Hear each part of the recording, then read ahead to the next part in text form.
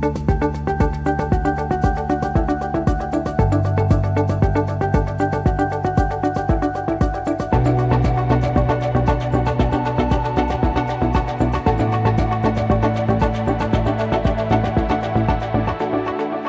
Génesis 1.28, la frecuencia de la familia hispana.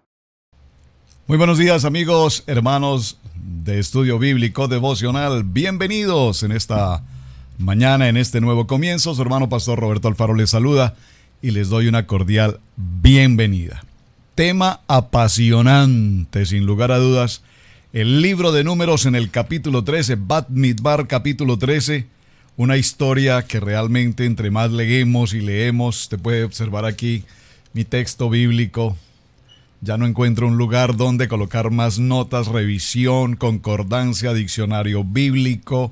Vamos allá, venimos acá, seguimos buscando y encontramos tanta historia apasionante en algunos versículos que parecen tan inofensivos, tan sencillos, pero que si nos detenemos un momento y meditamos en ellos, aquí la palabra meditar tiene que ver con escudriñar, por supuesto nos daremos cuenta cuán profundo es el tema que estamos tratando. Muy bien, quiero entonces, mis amados hermanos, retomar un poquito lo que hemos desarrollado en el capítulo 13, y no hemos avanzado realmente mucho y la semana se nos ha pasado, pero no importa, hermanos. Realmente recuerden que el parashá semanal tiene como propósito enfocar un tema. Cada uno de los parashá que tratamos, por supuesto, trae un promedio de 4 temas por semana.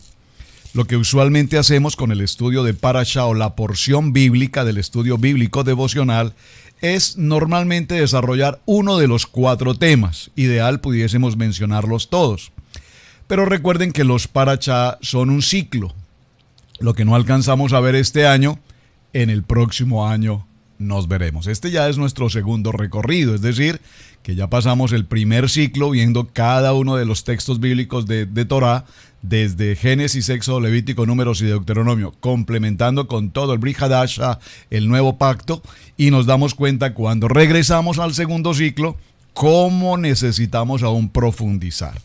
Retomemos nuevamente, por favor, el libro de Bat Midbar, Números, capítulo 13. Y dejé una tarea, algunos han contestado, esperaba mayores respuestas, no sé qué está pasando, atención, mis estudiantes, mis discípulos, ¿qué está pasando con la tarea? Entonces vamos a contestar un aspecto que, repito, es muy importante y no podemos pasar por alto. Dice la palabra a partir del verso 28, mas el pueblo que habita aquella tierra es fuerte, y las ciudades son muy grandes y fortificadas. Y también vimos allí a los hijos de Anac. Recuerden que la tarea era entonces establecer quiénes eran los anaquitas. Los anaquitas son un pueblo de gigantes. Recordemos que con la rebelión en el cielo, cuando el adversario, el enemigo, se rebela contra el Padre Eterno, dice la palabra que fueron arrojados él, el enemigo y ángeles que estaban a su favor en esa conspiración celestial. La tercera parte de esos ángeles cayeron, fueron enviados a la tierra, y en esa condición dice la palabra que ellos, es decir, aquí en su condición como, ya no como ángeles celestiales, ángeles de luz, sino ahora en su condición de demonios, en una condición de oscuridad, esos hombres o esos ángeles, dice la palabra puntualmente, tuvieron relaciones con las hijas de los hombres, y de allí vienen ¿quiénes? Los anaquitas, los nefilín, que eran los ángeles caídos, tienen relaciones con las hijas de los hombres, de allí vienen los gigantes anaquitas y los refinitas. Esto es muy importante que lo mencionemos, no vamos a entrar en los detalles allí, pero hay algo muy importante, identifican a los anaquitas, los gigantes. Y en el verso 29 dice Amalek. Por favor, subraye, lo he insistido tantas veces. Amalek habita en el Negev. ¿Quién es Amalek? Importante. Amalek tipifica, en primer lugar, todo espíritu inmundo, todo espíritu contrario, todo espíritu de guerra, de rebelión, de contrariedad, de enemistad, de pleito, de contienda, eso es Amalek. Amalek es un espíritu que ataca constantemente a Israel. Es un enemigo traidor. Recuerden que la palabra dice que los atacó por su espalda, por la retaguardia. Ese enemigo que ataca a escondidas, ese enemigo que ataca por la espalda, ese enemigo o ese, comillas, amigo que habla de ti a espaldas tuyas, ese es un Amalek. Ese Amalek que no está de acuerdo con nada de lo que se hace en la congregación, que nada le parece, que nada le simpatiza, que si no se hace las cosas como a él le parece, cuando a él le parece, entonces estamos hablando de un Amalek. Por eso les pedí en la tarea, identifiquen a Amalek. En el libro de Éxodo, en el capítulo 17, versos 8 y 10, recordamos la batalla que hubo contra el pueblo de Israel. Recuerden aquella historia que mientras Amalek atacaba, estaba Moisés sobre la roca en aquella peña y se le levantaban sus brazos e Israel prevalecía. Pero cuando Moisés bajaba sus brazos, inmediatamente Amalek avanzaba. Y repito, es un tema muy interesante. Ya lo hemos estudiado en un avance en el libro de Shemot, pero simplemente quería mencionarlo para que recordemos quién es este Amalek. Y ahora, ellos mencionan aquí, allí están Amalek, el enemigo número 1 de Israel.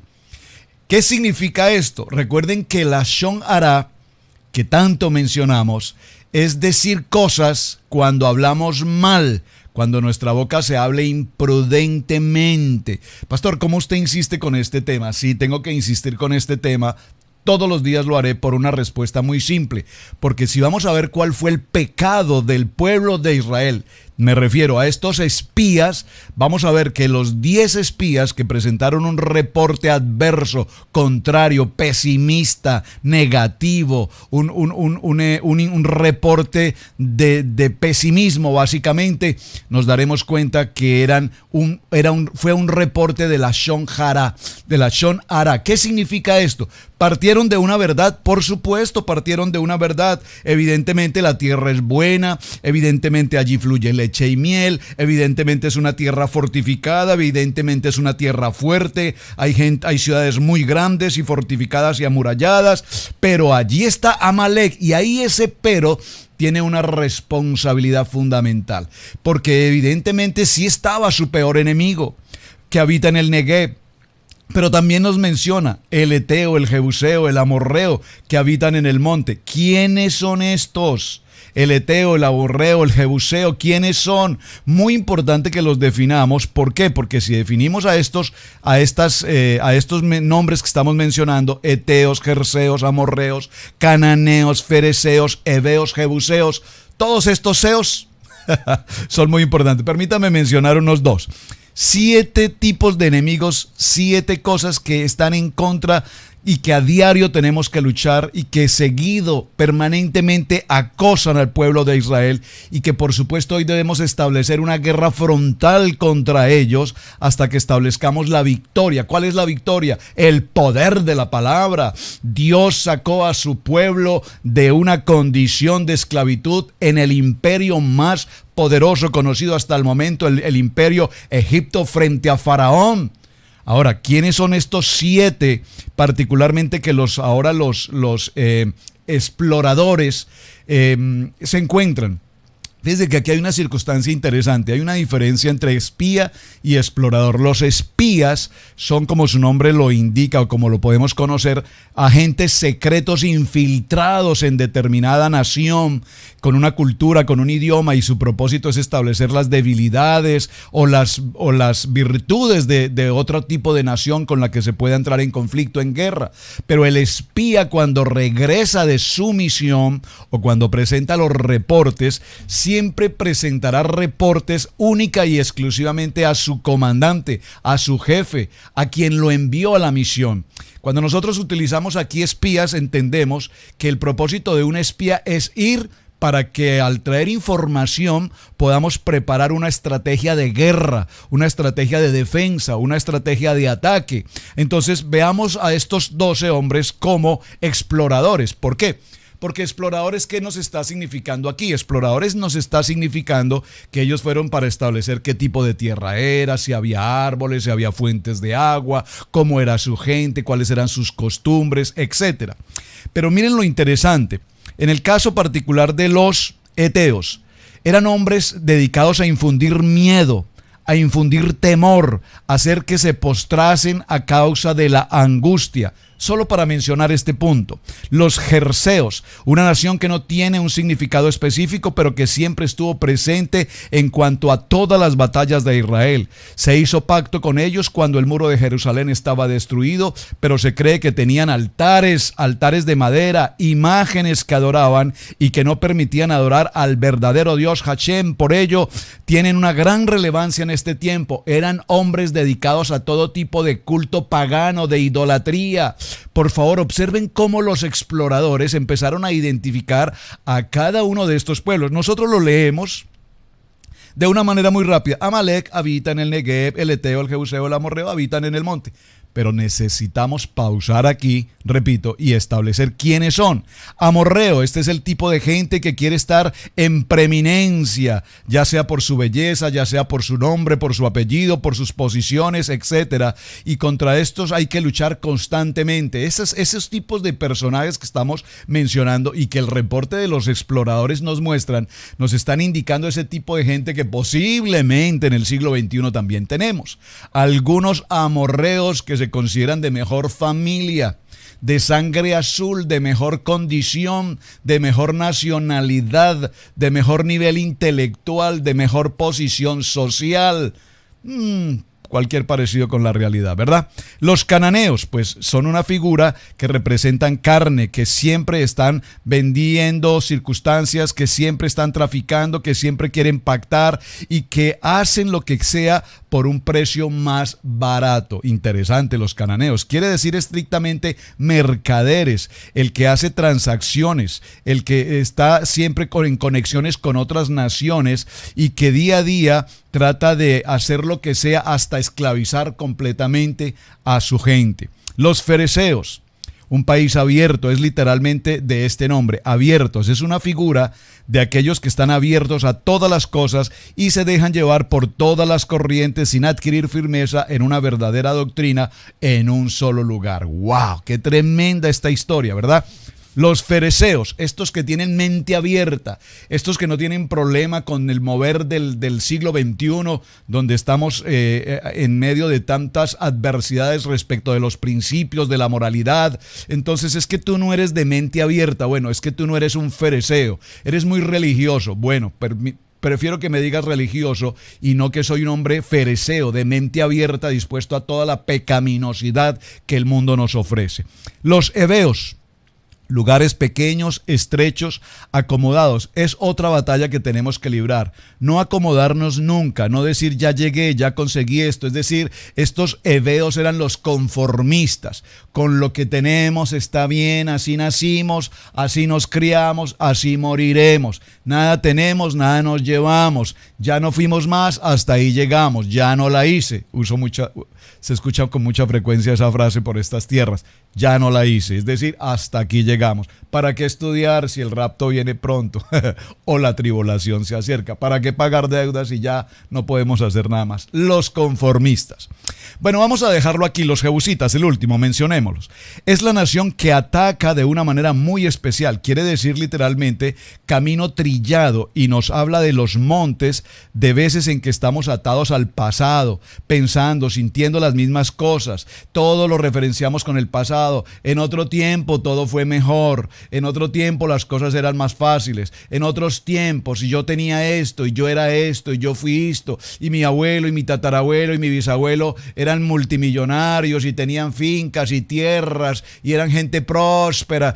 No podemos seguir viviendo del pasado, y me hicieron, y me dijeron, y me afectaron, y me dañaron, y todo.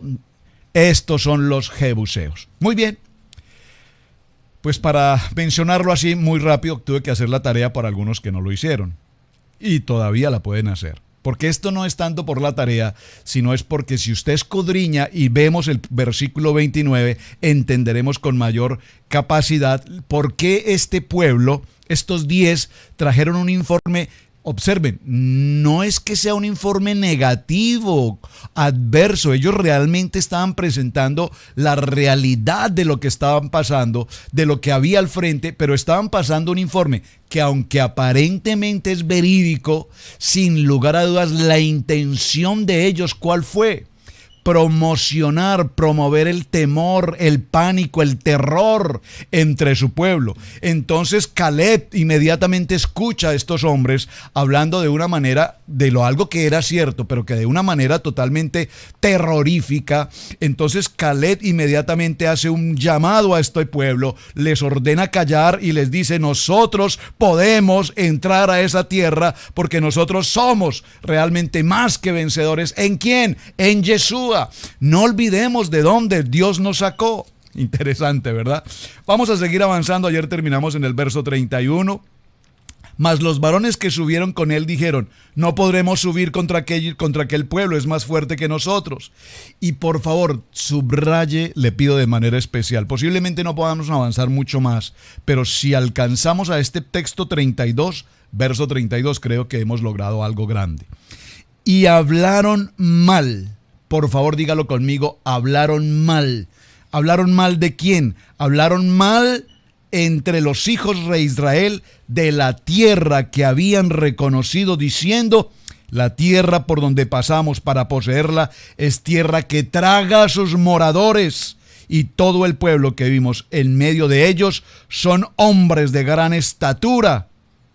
¿Qué vemos aquí, mis amados hermanos? Tengo que detenerme en este momento. Estos hombres, estos 10 particularmente, nos están mostrando un nivel de exageración total.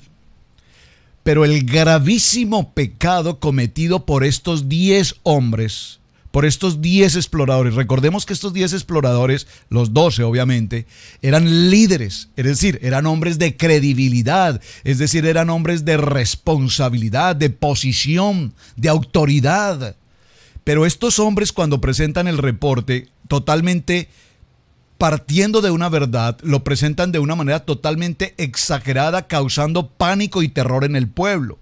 Más adelante veremos en el texto cómo dice la palabra que durante toda la noche todo Israel lloró e hicieron duelo. Estaban en pánico total, al punto que dijeron: para eso nos ha traído Dios hasta este lugar. Preferimos regresar a Egipto, estar en la esclavitud. Imagínense hasta dónde el informe de estos hombres pudo afectar el pensamiento y robar, si puedo usar la expresión, robar el nivel de emuná, el nivel de fe de un pueblo que era un pueblo crítico, un pueblo que por todo se quejaba, que era un pueblo que, aunque había visto las grandes maravillas del Dios Todopoderoso, guardándolos y protegiéndolos, en un abrir y cerrar de ojos, con unas cuantas palabras mal infundadas, perdieron todo el sentido de lo que Dios, el Dios Todopoderoso, Hashem, había hecho por ellos.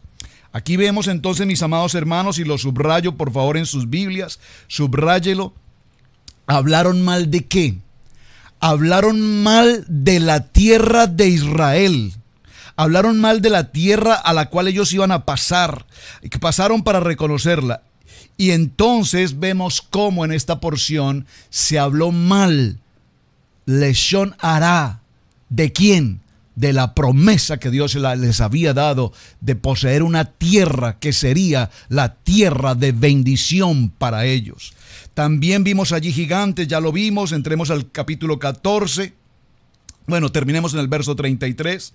Cuando vimos aquellos gigantes, hijos de Anac, entonces éramos nosotros, al parecer, como langostas, y así parecíamos a ellos.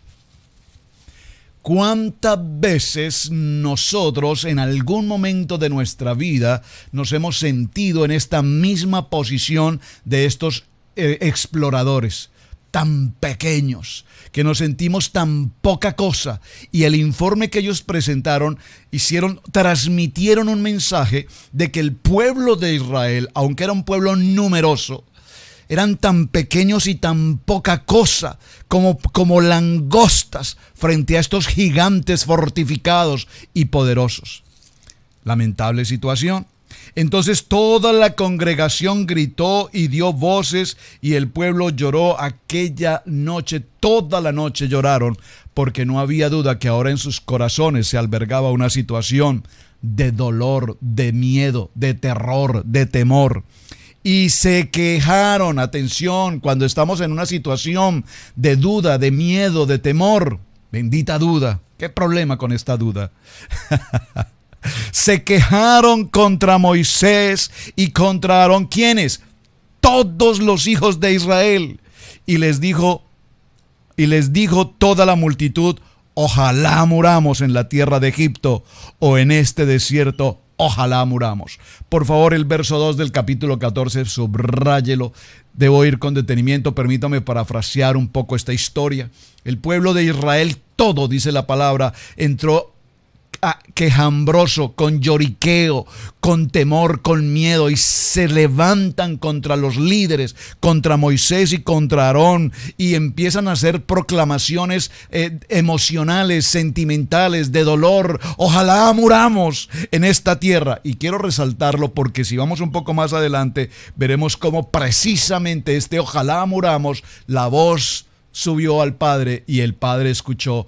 Evidentemente, por cuanto ustedes han cometido el gravísimo pecado de hablar contra la tierra que yo les he prometido, por lo tanto, por 40 días estuvieron explorando la tierra, que no entiendo qué estuvieron haciendo durante 40 días, porque para ver lo que ustedes tenían que ver, que era la bendición, la grandeza y la importancia de esa tierra, en 3 o 4 días más que suficiente lo hubiesen hecho.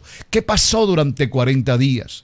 Pues por cada día que ustedes tardaron en esa exploración, ahora durante 40 años permanecerán en el desierto, y todos los hombres mayores de 20 años que están aquí cumpliendo esta labor como ejército, todas estas generaciones morirán en el transcurso de estos 40 años, porque para que entren a la tierra prometida no podrán entrar aquellos que fueron calumniosos, criticadores, quejones o ¿cómo puedo decirlo?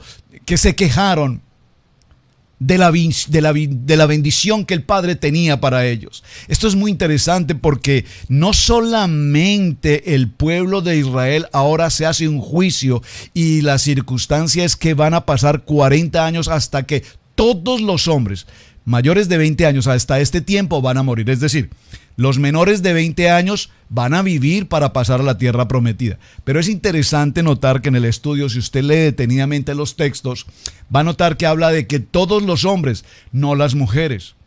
¿Por qué? Porque evidentemente las mujeres no formaban parte del ejército. Entonces aquí los hombres asumen esa responsabilidad, y durante 40 años toda la generación mayor de 20 años mueren hasta que una nueva generación, es decir, los niños, los jóvenes que estaban vigentes allí, que van a crecer ahora durante 40 años en el desierto, más los que están naciendo durante estos 40 años, van a formarse hombres establecidos y fundamentados en el desierto para conquistar la tierra prometida. Ahora bien, ¿y por qué no nos...? Y entonces empezaron a criticar, verso 3 del capítulo 14. ¿Y por qué nos trae Yahweh a esta tierra para caer a espada y que nuestras mujeres y nuestros niños sean por presa? ¿No sería mejor volvernos a Egipto? Es decir, prefieren volver a su condición de esclavitud por la cual han pasado más de 400 años. Y decían a uno al otro: asignemos un capitán que nos devuelva a Egipto. Es decir, entraron en una rebeldía contra el líder, contra Moisés y contra Aarón. Nombremos un capitán, nombremos a alguien que tenga el mismo temor y el mismo miedo nuestro, para que mejor regresemos a la esclavitud donde por tantos años hemos estado. Entonces Moisés y Aarón se postraron sobre sus rostros delante de toda la multitud de la congregación de los hijos de Israel, y Josué, hijo de Nun, y Caleb, hijo de Jefone, que eran los que habían reconocido la tierra, rompieron sus vestidos, entraron en duelo y hablaron a toda la congregación de los hijos de Israel, diciendo: la tierra por donde pasamos para reconocerla es tierra en gran manera buena, y si Yahweh se agradare de nosotros, Él nos llevará a esa tierra y nos entregará tierra que fluye leche y miel. Observen que aquí hay un punto extremadamente importante. El tiempo se nos pasa extremadamente rápido. Pero atención, mis amados hermanos. Aquí hay dos hombres, uno llamado Caleb, que su nombre Caleb significa de corazón, junto al corazón. Y había un hombre llamado Oseas, que posteriormente Moisés cambia su nombre y coloca Josué.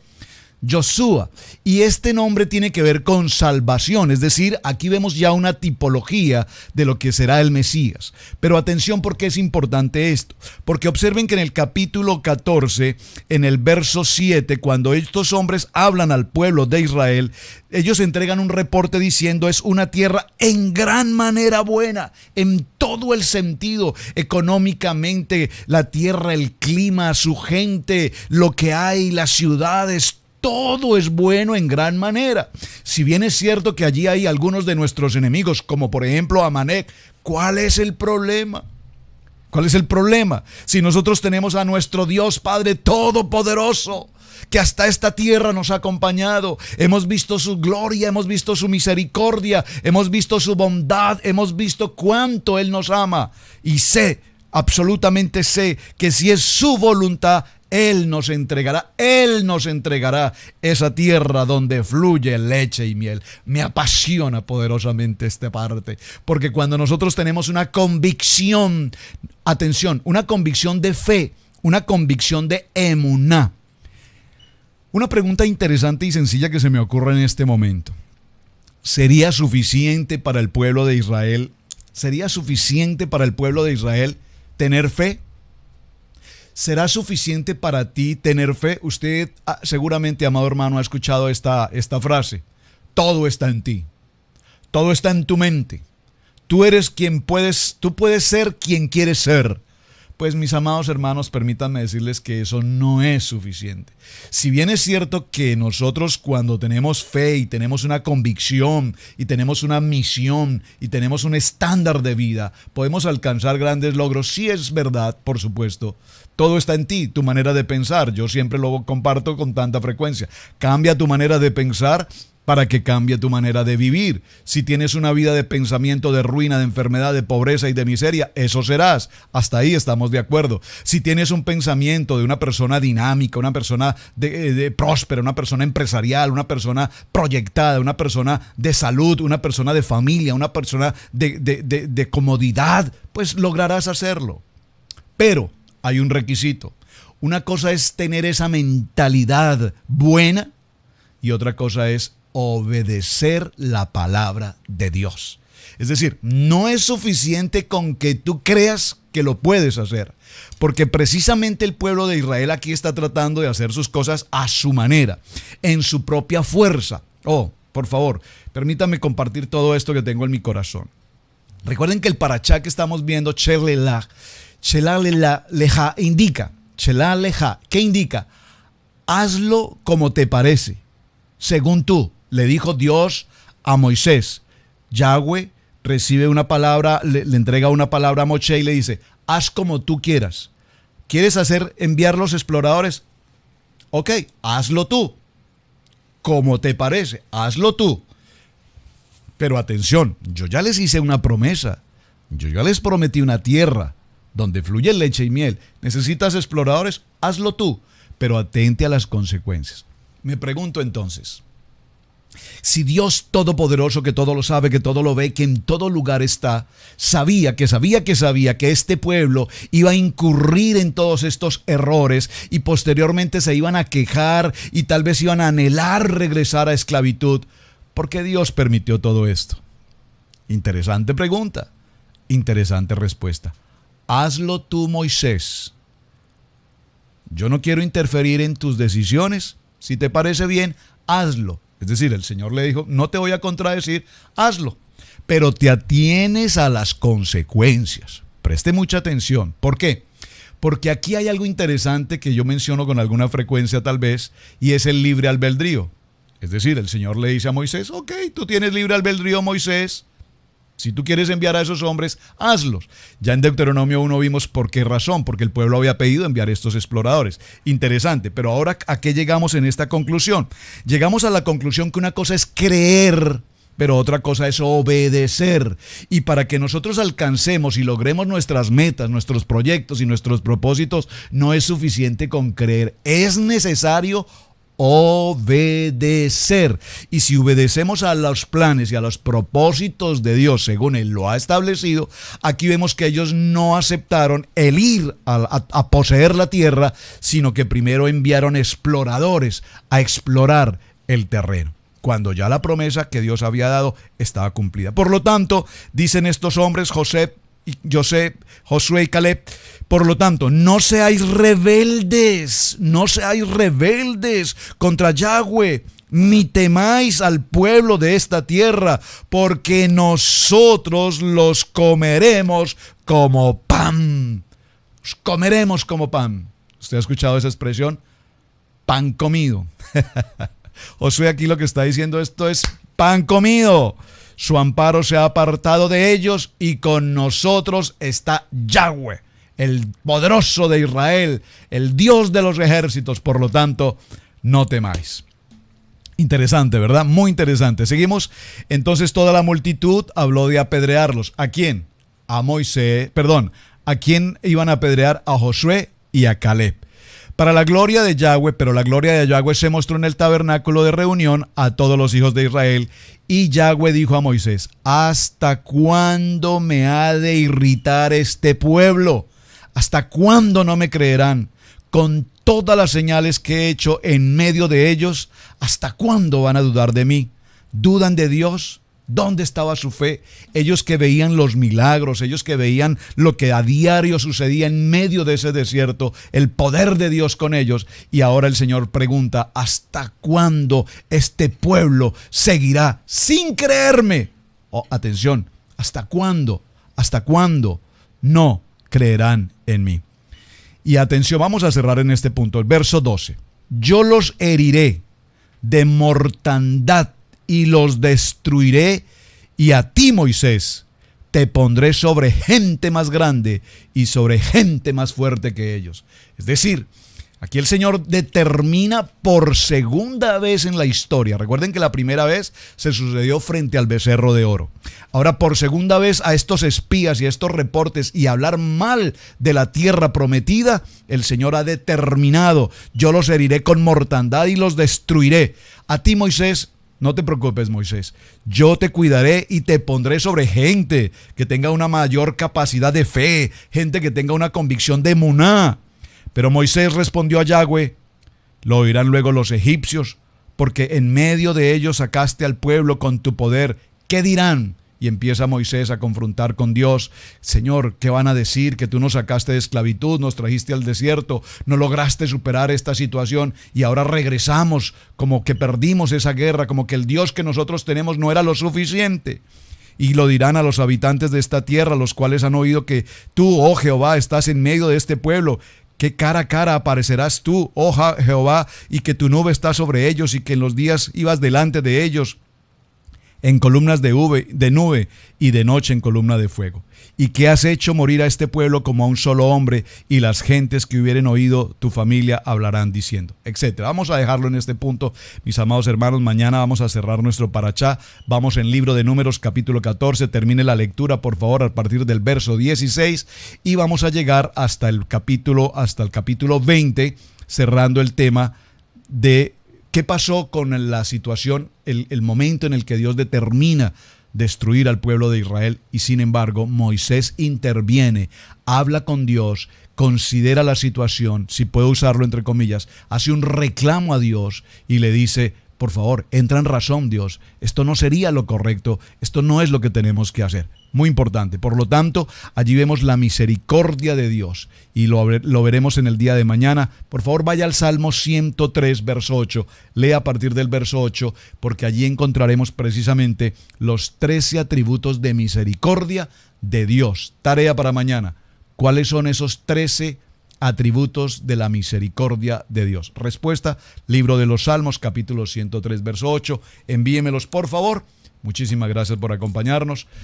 Su hermano Pastor Roberto Alfaro les saluda. Apasionante tema, mucho por tratar. Shalom, gracias por compartir el video. Hasta el día de mañana. Bendiciones.